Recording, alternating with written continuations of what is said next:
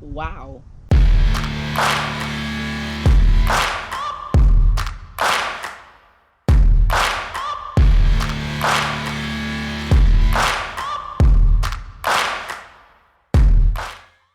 The Browns knock off the Buccaneers in a really important game that they needed to win so that they could stay alive in the AFC playoff race.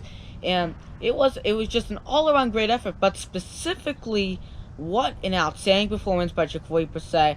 And Jacoby Brissett today was just awesome. He's been pretty much awesome in every single game, but today was just different, and you can feel that he was locked in today. He didn't necessarily have the largest stats. He had 210 yards, a touchdown, and he had an interception, but he made some really great plays that would later put the Browns to a position to win, and that is just what you want to see out of your quarterback in Jacoby Brissett. And he was just awesome today, making the right decisions, making the right passes, and just doing what great quarterbacks do. And that Browns win, though, couldn't have came without a help from the running attack. The running attack, and specifically Nick Chubb, had a really nice redemption game today. Nick Chubb came in with 116 yards, and he also scored a touchdown. Just a great game from Nick Chubb. And it didn't show up the last few weeks, especially in Buffalo and Miami, and also New England. It was just a really great game, great redemption for the running game and company. And then this defense played really well today. And by really well, I mean really well, especially against Tom Brady, the GOAT. You got to play perfect defense, and the Browns did just that. They held them down to 10 points at halftime. They only allowed them to score 7 the rest of the way, and they got crucial stops in late game and in overtime. And there you go. And the Browns coming into this game today, 5 touchdowns at opening drives, and they lost all those games that they scored on. They were 0-5. That's the second most in the NFL. And then also they have lost 7 straight games in scoring on the opening drive. That's the longest streak in the NFL. The Buccaneers had the lowest running attack. We saw that the Browns have not had a very great running defense. All of that stuff I just said has been put away pretty much against the Buccaneers. Just a great game by the team in general. And now let's move on to some of the game stats here.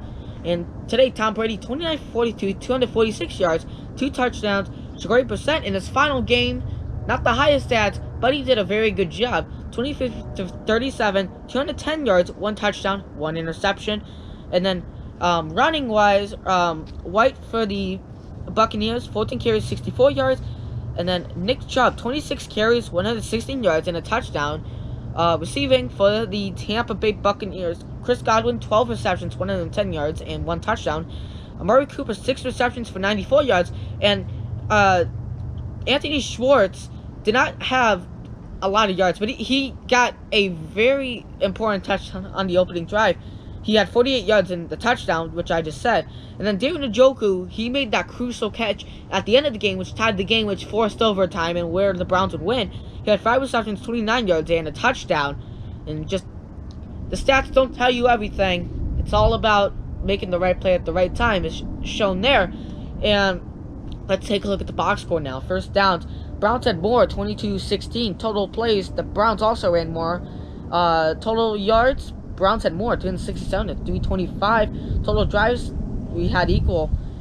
Yards per play, also both 4.9. Passing, Tampa Bay actually had the advantage here, 229 to 178. But rushing, the Browns at 189, and Tampa Bay only had 96. And in the red zone, the Browns were 2 for 3, Tampa Bay 2 for 2. Penalties, Tampa Bay had 9 for 70 yards, and the Browns had 5 for 42 yards. Turnovers, the Browns had 1 on a Jacoby interception. Defensive special teams touchdowns, nothing there. And possession-wise, the Browns had the ball for more time. And specifically looking at those turnovers, the Browns had the only turnover in the game. But I talked about consistency last week, and when you can perform at the right time, that is going to help you win. And the Browns did it today. And just overall good game. I know I keep repeating myself, but really nothing much to say besides that. And now obviously, moving on to kind of next week's game here, Deshaun Watson will be coming back. Jacoby Brissett will be going back in as backup quarterback. Now, personally, my opinion, I do not like that decision. I think the Browns should keep Jacoby Brissett out there. Not just because he's most likely in better shape, but also because he is on a streak right now, and you don't want to take your players off when they're just getting to their peak. But regardless of what I say, the Browns are going to put Deshaun Watson in. He'll play against the Texans, which will bring us to our prediction for next week. The Texans come in at we will play the Texans at NRG Stadium. The Texans come in at 9-1, and obviously the Browns are 4-7. I think the Browns will win here. They should win, and they have to win.